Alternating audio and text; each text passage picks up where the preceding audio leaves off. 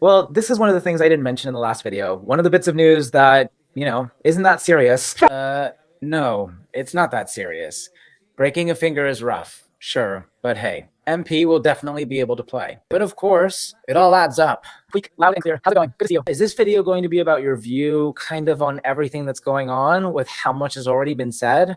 But on Mondays, we try to keep it a bit more laid back. Thing is, I think your anger lasts just like mine, right? How you doing, man? How's it going? All good, yeah, still pissed off. The frustration is there, but we've got to face it. Analyze the situation and talk. About the future, not so much short term, more medium and long term. A lot, Miguel, to go over. And well, in Mbappe's case, look, just to throw in a bit of humor, with that look, yeah, you beat me to it. Yeah, the next step after that, guys, Ballon d'Or. Jokes aside, I just hope that whatever's going on with Kylian, even if it's annoying, doesn't end up affecting his. His game, I mean, aside from this, Camavinga wasn't even on the roster against Celta. Well, Xavi did a bunch of things against Celta that were, I think, like not using the right back the way he was going to against City and not playing Camavinga, who I thought he was definitely going to use against City, and not playing Rudiger, although Rudiger Lobo had to step in because of Militao's injury. So, resting guys because he underestimated Celta, same as the players did. And now let's get a bit more into the details of the match. No, but I mean, then after he's made the list, or when you think he's going to be ready for the Champions League, now it turns out he's not going to be ready. It's not certain, but it looks almost ruled out, same as Hausen. Ostia for the match where Xavi's season is on the line. And now let's get to that. All the injuries, all the absences. How would you restructure the defense? I'm telling you, we're getting into the whole big topic now, right? Look, it's really tricky because you don't have many pieces to work with, and I don't even know how they're doing. Neither you, nor I, nor anyone knows. How are certain players like Franco doing? Pretty much the same, right? Xabi said he's not at 100%. But of course, if he's on the bench, normally if you and I have a player at least on the bench, it means he's been cleared to play. Honestly, I can't think of any other scenario right now with all the injuries and problems. For me, the defense is inevitably the one I'm about to name. Valverde, Asensio, Rudiger, Yeah. and Carreras. I mean, there's just nothing else. We're back to what we had last year. When we said there's no other defense, of course, and that's with what we've got. And we were saying it back in the summer. In this kind of thing, it sucks to be right, but it was pretty obvious we were really pushing the limit. Not short on numbers because there's plenty, but there were a lot of players already carrying a warning. And I think one more center back wouldn't have hurt. Considering that in the end, there's still one roster spot left at Madrid. It also doesn't seem like Xavi has wanted to bet on anyone from the academy. So with this pretty limited defensive setup, we're heading into the match against City. I just don't see, Miguel, any other option unless he goes back to insisting on Fran in the center, not at fullback. And I don't see it. Honestly, I really don't see it for this match. And for Vitoria, I know the important thing right now is the venue. But for Vitoria, neither Fran nor Carreras are going. Of course, it's the first time in Real Madrid's history that you're not even taking your three fullbacks, which is already historic having three fullbacks in one season. Right. Neither those three left backs nor the two right backs. I think there's going to be, as I see it, a perspective on the decisions being made over time. Xabi Alonso, I think Camavinga will be the left back if he comes back, if he's fit. I think he's going to go with Camavinga at left back. If you ask me, in Vitoria, yeah, in Vitoria. If you ask me, in Vitoria, with guts, what would I do? Give a chance to a terrific left back who can also play center back from the academy. I think he's the best prospect in that area. Valdepeñas is a great prospect, but so is Diego Aguado. Yeah, right. You even talk about him a lot. We've talked about him. You and I have talked about other players besides Thiago. Sastoro. Well, players, Xabi Alonso, but he hasn't wanted to bring them into the first team setup. I think Diego could be a good option, but of course, you have to take a chance and take risks. Honestly, Miguel, I'm telling you, I think he's going to put Camavinga in there first. Come on. at left back, and then for the rest of the defense, there's Valverde, Rudiger, and maybe Housens. And he's coming back well, maybe. I don't know how he'll be there. He's pushing it a bit, maybe for Vittoria. But yeah, like I said, with the warning light fully on and with a ton of player limitations, right there, when you've got so many limitations and player shortages, you should be looking at the academy, right? At least give it a shot. You should. Look, that gives me an opening. That gives me an opening because Xavi's been doing some really weird stuff, man, and he's let us down, you and me. But anyway, for me, he's the most to blame. For me, it's the players. But you know, he's partly to blame. He's partly to blame for not daring, for not wanting to do things. You know, I even had that feeling after the game in Bilbao. I don't know if that happens to you sometimes on the channel, that it's not like you regret it. That you go back and check old thumbnails, old covers, titles from your previous videos and think, hey, wasn't that a bit too harsh? Not that day. Passion feeds off positive passion. So exactly, I was saying after what happened in Bilbao, I wasn't too harsh in saying they should get rid of Valverde and Bellingham and all that, when Valverde actually gave a good impression and Bellingham was much better and all that. And then you go and do what you did yesterday and you feel like getting rid of everyone again? No, it's not about getting rid of everyone, but there are decisions Xavi makes that are just incomprehensible. Those 2 days off after Bilbao, like, what? What kind of message are you sending to the squad with that, underestimating Celta again with just 1 day? Will there be enough time, to prepare for this match you're going to take lightly? And then the City match at home is a whole different story. Yeah, the thing with Enric, the thing with Rodrigo, that they're always your go-to options. And I'm starting to think about the players not coming out fired up from the very first minute. For me, it's the player's direct responsibility, but there's also a secondary one we used to point out Ancelotti too, which was about, you're not getting the message across, you're not convincing them to come out fired up. Not just in the Bilbao match, but in all of them. And that's where the coach's responsibility comes in too. Right now, I don't know if we can call it a coded message because we're not in the locker room. In the end, we're talking from a distance about what we see on the pitch, but it's clear that aside from the Oasis, for me, and I explained this on the channel in Madrid, Moldia was pretty much that.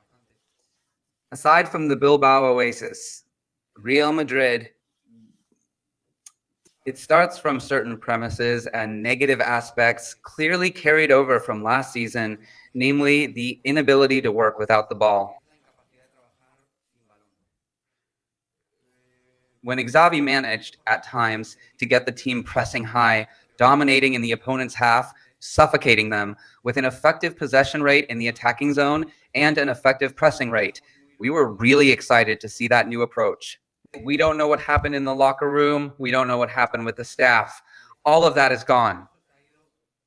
Let's say squandering it until once again, Real Madrid. Has it come to that? Absolutely. And I'll put it bluntly, they've been left stripped bare football-wise. It's a team that's, once again, having huge problems winning the ball back. It doesn't matter if it's Elche or Celta, any midfield-heavy setup gives us trouble when they've got the ability to hold and keep possession. Celta setup, and I think you and I have talked about this, that 5-4-1 the other team plays, which others have used against us too, and it's a real grind for us. And trying to get in there is exhausting numbers-wise. They don't outnumber us by much. We attack the box poorly. Our movement shows an incredible lack of vertical runs into space. We don't set up runs to break free or deceive. We always want the ball right to our feet, and we're pretty predictable. In the end, everything is based on what? On great talent, though maybe some of the main players think they're better than they really are. But in the end, everything relies way too much on individual talent. And then as a team, they're easy to hurt and lose their shape easily at times defensively. All of this because we press very inconsistently. Again, we're at a certain level of focus and mindset, and I'm going to say something. There's also been talk about Real Madrid's attitude during the game. The attitude after Fran was sent off. It comes from a push. Kind of a feeling, obligation from the crowd's overall criticism. That thing where they kind of force you into it. Okay, so they dialed up the involvement a bit there, but you realize that during the previous 60 minutes, it was missing. So it ticks you off more. It makes you angrier because with one less, they're still able to try and bite, try and win the ball, try and be more aggressive. I mean, at times they can. Why don't they show more consistency? Why isn't there more focus? Why isn't there more mentality? And I'm really worried about what's going on. And once again, I'm going back to what was said at the time. And we shared here on this channel when Colin said there were serious issues in that locker room that he couldn't deal with.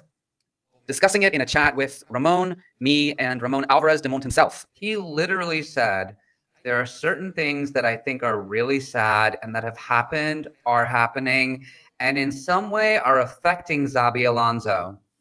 So there really has to be something to that then? So I think I get that it's really tempting and interesting to throw hate at the content creator of the moment.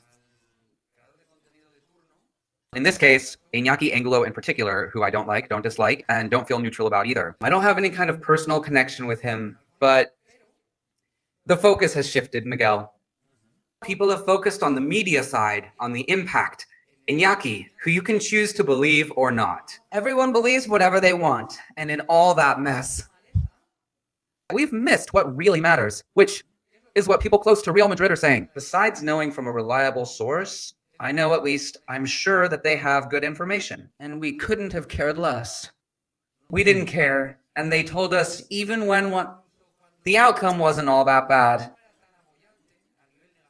People were already talking about things that were happening, but folks just want to blind themselves simply because this guy is saying it. But seriously, don't focus on the guy you hate. Focus on the one you like. You like them more, but beyond just liking or not liking them, they're people you feel close to about Real Madrid. And people whose accounts at certain points match up with other information. Well, look, without going any further, today all the reports from Santi Figueroa, who for me is one of the few good things left at Marca, from Mario Corta. Yeah, no, from Mario Cortegana. About Ramon Alvarez de Mon, and if there's a character Romero, Abraham Romero from the scene. Yeah. But look, I want to highlight Ramon because even he has admitted that he's kept quiet about things so as not to hurt his big statement. Ramon has a channel with really good, very good news and all that. We all make mistakes. But look, if I have to name a Real Madrid YouTube commentator who gets things wrong less often, and especially who really cross-checks his information, and there's something that's neither good nor bad, that's just his way. He said it many times that he doesn't want to hurt Madrid. I think Ramon. And yet, for example, today he was assuming that all this info from Alberto Pereiro, also from Ondacero and so on, was solid and well put out there. Not that they're already thinking about kicking Xavi out and that they'd bring in or want either Zidane or Arbeloa. So yeah, this trend that exists among the consumers of online content on Real Madrid social media.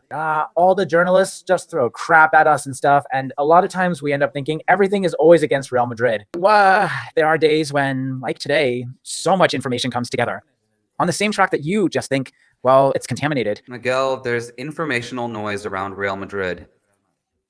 And that noise reaches people who don't have that particular interest. Anti-Madridistas, sure, they might have outlets and journalists, but there are others who don't have that particular interest. I mean, people like the ones you mentioned, Ramon, Javier Alberti himself, So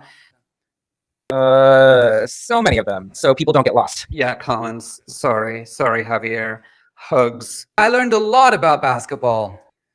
You know from who? From Carlos Sanchez Blas, an outstanding basketball journalist when it comes to coverage in Madrid. Super top, super meticulous with his information. I used to say, Carlos knows more from what he keeps to himself than from what he says or what he hints at between the lines. He leaves you hanging with the phrase, some little hint, and you go like, yeah, fill in the rest. And in all that, people got lost. So, in the end, my feeling is that, in the end, all of this is Xabi Alonso having tried a series of things at Real Madrid that haven't worked, absorbed over time by the players, and they haven't trusted it, haven't trusted this method, haven't trusted this message, They think that by working in a different way, which I'm not sure I want to call self-management, or maybe a more personal kind of management, they can pull this off. The problem is we're not in 2023.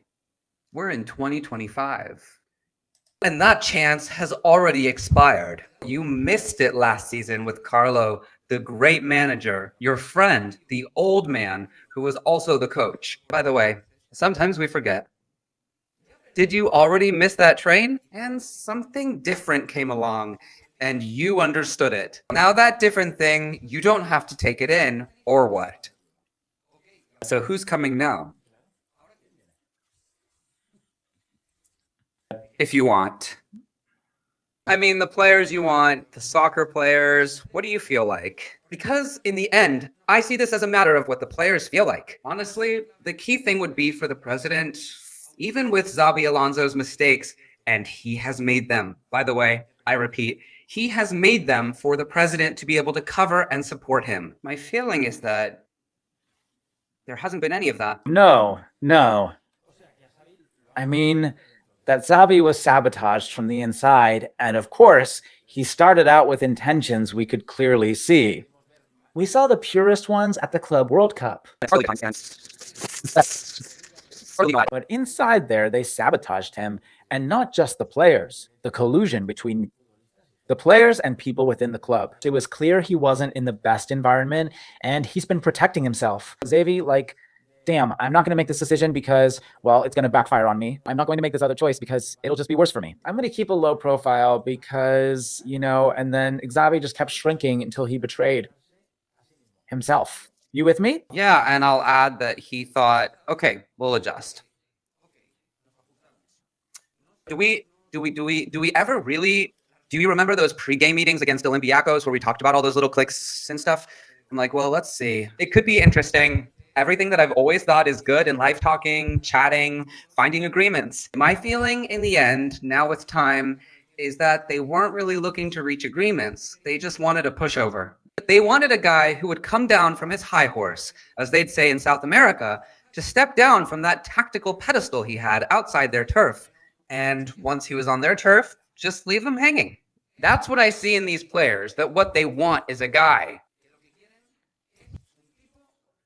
Someone who lets them have autonomy and self-sufficiency constantly. I insist. Last season, I could kind of buy into that because I think soccer, you and I have talked about it, it's turning into a bunch of things, football updates, games, but we're just not at that point anymore. We should be at a point where we're looking to give the team a boost, improve tactical aspects, and work in a different way to get a different performance than what we've seen over the last year and a half. You're coming off a season where Barca put 16 goals past you. You're coming off a lousy season. And Yeah. And then, Florentino shows up at the assembly and says, we weren't bad. Well, all right then, if that's the standard. A guy comes in to change that from the ground up with hard work, with effort, with a modern playbook, because it's something being done in Europe. It's not like coaches with a different profile are suddenly succeeding in Europe right now. Kind of like DH Lottie, it's not. It's the other way around. And you show up with this kid and it doesn't work for you. I'm talking about the players, and it doesn't work for you. Well, that's really bad news. Really bad news. Honestly, the whole thing's totally messed up. listen, I was just going to say something very brief. Xabi Alonso has let me down too, because people will only now talk about the players. I'm talking about Xabi Alonso too. I'm really disappointed first, because he let himself get beaten. I thought he was going to have the personality like we said a bit about Morito, go down swinging. To be a coach who dies with his ideas, that personality, that thing he supposedly had as a player, that in theory he was going to show as a coach. And I'm not saying you have to pull a Camacho, but at least push forward and, show up with guts at Del Chow Chow's press conference and say, hey, look, I've tried absolutely everything here. But it just couldn't be carried out. And the players, while they prefer a different kind of drive when it comes to working, you can say things in a really good way, but go down with your personality and your ideas. And beyond that, Xavi, of course, has made mistakes by not being brave, especially in reading games. For me, he's been timid. And I talk about the past because, for me, I hope I'm wrong about this. I love being wrong. And I think Xabi Alonso's time at Real Madrid, it just needs the date of Yeah, the end. the end because the sporting coffin is already in place. Real Madrid for you is absolutely beyond saving. No, look, I'm going to give you an example. Look, I think it's beyond saving for the following reason. I don't think this is it. For me, this is that point where Nadal starts coming back against Medvedev in the Australian Open final. In Melbourne. Yeah, insane, man. It was incredible, right? Well, and damn, he can pull it off. He can do it. Look, the day I met Nadal and Xavi, when I hosted an event at the Bernabéu, they were supposed to play a match between Nadal and Djokovic, which in the end never happened in 2012. You met them both at the same time, right? And of course, I've admired both of them for a long time. Even though with Xavi, we keep saying he hasn't let us down, just that he's not the same. I've got them on a pedestal, right? I insist. But I know that comeback could happen. I think it's really tough because of plays like yesterday's first goal by Celta. When does Moriba get the ball here? Yeah, I found it in one of the morning videos.